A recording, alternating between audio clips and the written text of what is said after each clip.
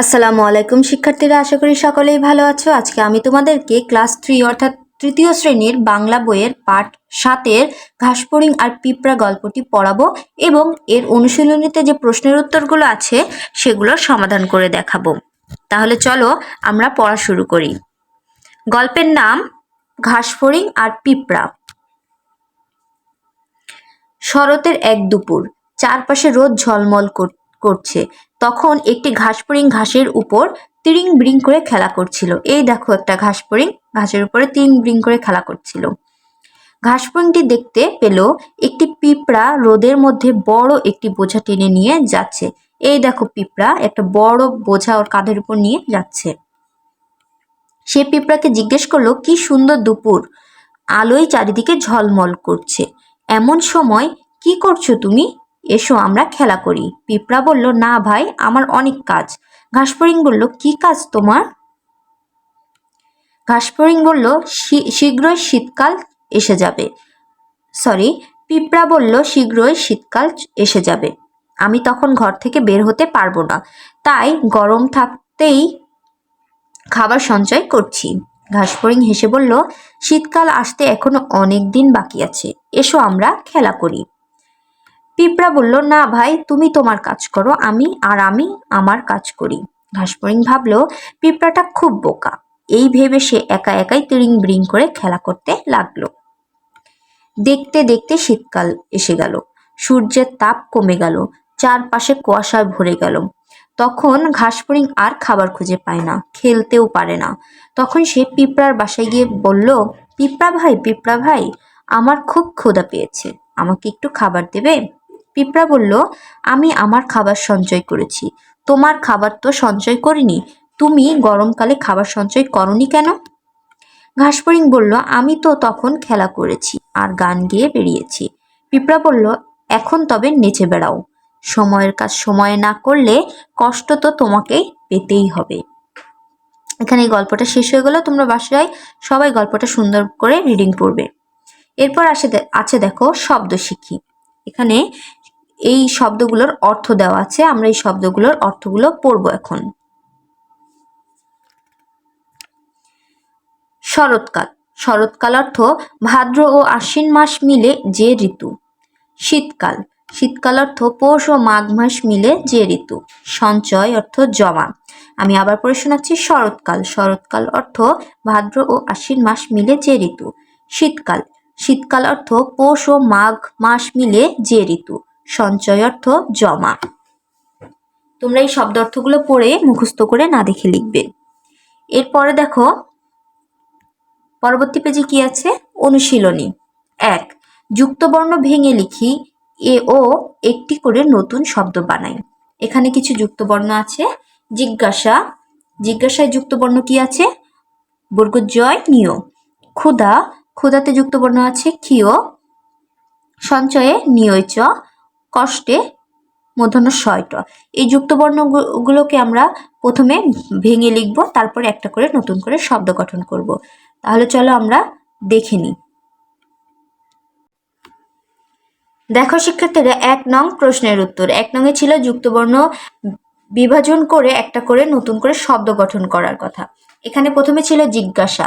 জিজ্ঞাসায় যুক্তবর্ণ ছিল নিয়য় বর্গজ। নিয়য় বর্গজকে ভাঙলে আমরা কি পাবো?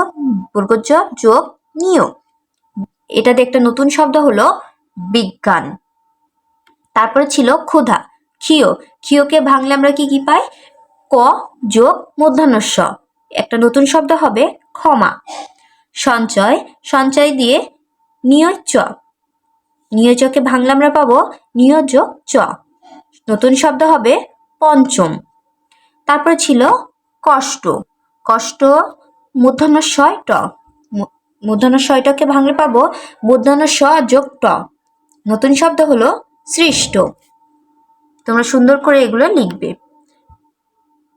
চলো নাম্বার 2 কি আছে আমরা সেটা দেখে নিই। দেখো শিক্ষার্থীরা, নাম্বার 2 আছে বাক্যগুলো এলোমেলো আছে, সাজিয়ে লিখি। এখানে কিছু লাইন, গল্পের লাইন এলোমেলো করে দেওয়া আছে, সেইগুলো আমাদেরকে গল্পটা পড়ে ভালোভাবে তারপর নিচে সাজিয়ে লিখতে বলেছে। প্রথমে কি আছে দেখো, সূর্যের তাপ কমে গেল, খেলতেও পারে না, ঘাসফড়িং আর খাবার খুঁজে পায় না, চারপাশ কুয়াশায় ভরে গেল, দেখতে দেখতে শীতকাল এসে গেল। তোমাদেরকে আমি দেখিয়ে দিচ্ছি এটা আমরা কোথা থেকে পাবো। এই দেখো, এই প্যারাটা থেকে এটা নেওয়া হয়েছে। তাহলে প্রথম লাইন কি হবে? দেখতে দেখতে শীতকাল এসে গেল। তারপরে হবে সূর্যের তাপ কমে গেল, চারপাশে কুয়াশায় ভরে গেল, তখন ঘাসফড়িং আর খাবার খুঁজে পায় না, খেলতেও পারে না। তাহলে চলো এটা আমি সাজিয়ে তোমাদেরকে এখন লিখে দেখাই। দেখো শিক্ষার্থীরা, আমি এলোমেলো এই লাইনগুলোকে নিচে সাজিয়ে লিখেছি। উত্তরটা কি হবে? দেখতে দেখতে শীতকাল এসে গেল, সূর্যের তাপ কমে গেল, চারপাশে কুয়াশা ভরে গেল, ঘাসফড়িং আর খাবার খুঁজে পায় না, খেলতেও পারে না। তোমরা সুন্দর করে এটা লিখে ফেলবে। এখন চলো নাম্বার 3-এ কি আছে আমরা সেটা দেখি। দেখো শিক্ষার্থীরা, নাম্বার 3-এ আছে উত্তর বলি ও লিখি। ক, পিঁপড়া রোদের মধ্যে কি করছিল? খ, ঘাসফড়িং কি করছিল? গ, ঘাসফড়িং কেন পিঁপড়ার বাসায় গেল? ঘ, কে বোকা, পিঁপড়া নাকি ঘাসফড়িং? তাহলে চলো আমরা উত্তরগুলো দেখে নিই।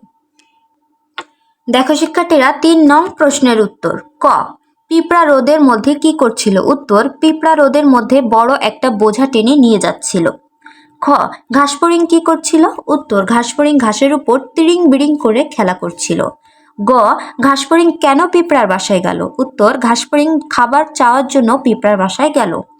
ঘ, কে বোকা, পিঁপড়া নাকি ঘাসফড়িং? উত্তর, বোকা হলো ঘাসফড়িং, কারণ সে ভবিষ্যতের জন্য খাদ্য সঞ্চয় না করে অলস সময় কাটিয়েছে। আমি আবার তোমাদেরকে পড়ে শোনাচ্ছি, তোমরা সুন্দর করে প্রশ্নের উত্তরগুলো খাতায় তুলে নিবে। ক, পিঁপড়া রোদের মধ্যে কি করছিল?